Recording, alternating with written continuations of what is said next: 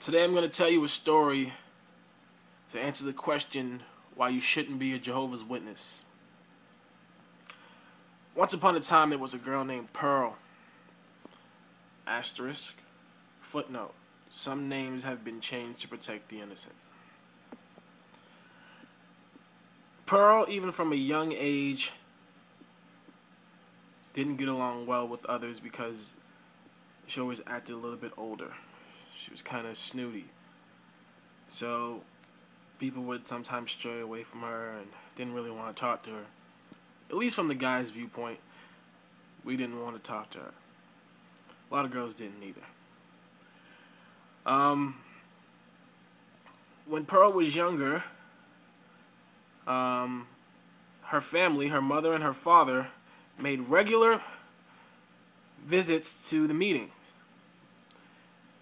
And when I mean regular visits, because every time you go to a meeting, it's a fucking visit. Because apparently it's not that it's commanded that you have to.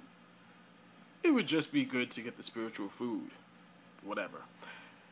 They made regular visits to the meetings, and they were there every single night.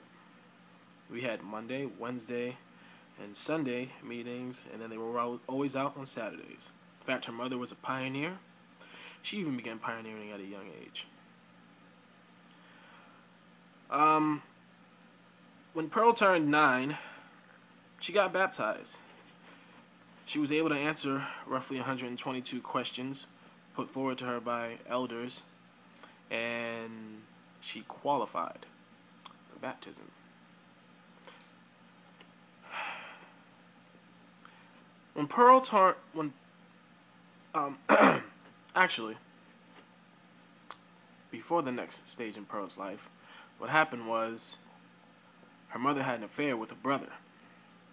So when her mother had an affair with this brother, and they both were privately reproved, Pearl's father stopped being so regular at the meetings. He didn't show up all the time. He started working a lot. So we didn't really get to see him a lot. And everyone just went about their day. Pearl remained the same person, kind of withdrawn from people. When Pearl turned 14, something life-changing happened to her.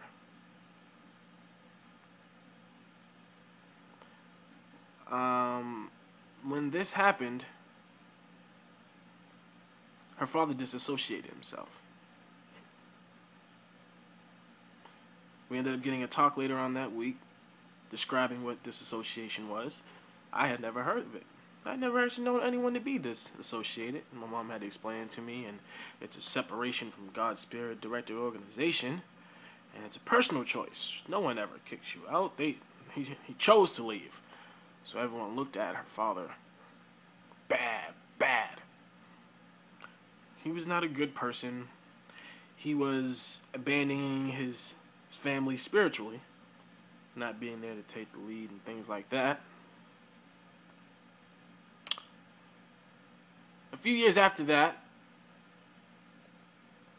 about 4 years after that actually, what happened was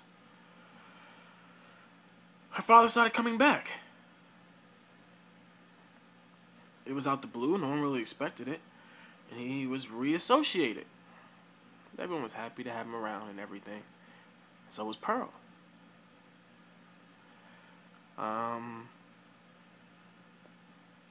couple years after that, what happened was me and my wife ended up moving from the congregation, and Pearl got married. Now, it seems like there's a happy ending to that story, but let me give you some in between with all that. After she got baptized at 9, Pearl was molested when she was around 13 or 14 years old. This was the same time that her father was disassociated. It wasn't her father who was doing the molesting. It was the husband of a baptized sister in the congregation. He wasn't a brother, but he was always at all the functions and all the gatherings, always playing ball, always offering to give people rides, just always just really nice. In fact, when he first started coming, he had a full beard, and then eventually the entire thing was gone, and he was bald-faced, and so that's how everyone knew he was making spiritual progress. When her father reassociated himself, that was when the man, the husband of the baptized sister, disappeared.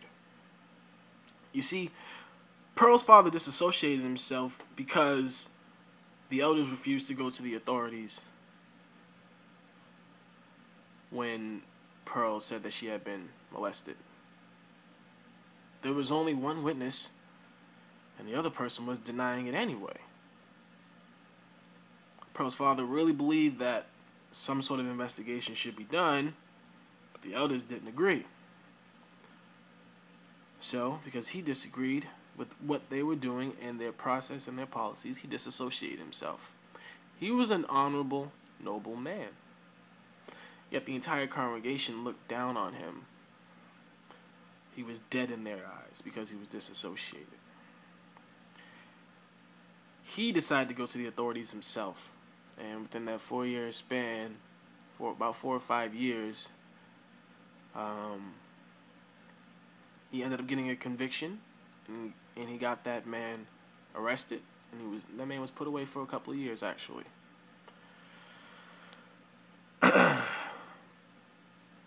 After he was gone for a couple of years, because no one actually knew what he was arrested for, he ended up coming back to the congregation, by the way. He didn't have a full beard this time, just a little bit. Just like enough. It wasn't a goatee, but he had something there. And everyone was happy that he was coming back. I was happy that he was coming back. Everyone was happy that he was coming back.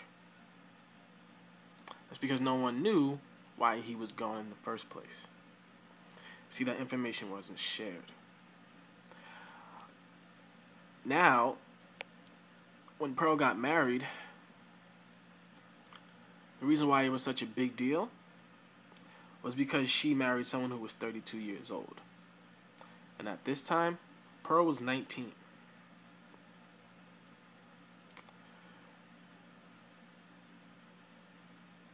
You see, do you not see where there should have been at least an issue? Maybe the brothers could have tried to slow down that wedding or investigate it a little bit or something like that. Maybe if people had known what Pearl had been through, this wedding wouldn't have happened. Because it seemed that something was repeating here. Another older person was taking advantage of a younger person. But because he was baptized and a brother in good standing, a ministerial servant in fact, that nothing could happen. That it was okay. He's going to take good care of her. And everyone sat back and let it happen. If she wasn't a Jehovah's Witness and was in, say, Baptist church or Seventh-day Adventist church, there were a lot of those in that area, this wouldn't have happened. I truly believe in my heart of hearts this wouldn't have happened. Because someone would have gone to the police. But when you're Jehovah's Witness, no one goes to the police. The brothers are very crafty with their words. They'll say things like, oh no, we have to go, we'll go to the authorities. We have to follow the law. If that's what the law says, then we're going to follow the law. But not every state says that you have to go to the authorities. Because you have to be a big boy sometimes and make the tough decisions and decide that something wrong needs to be righted.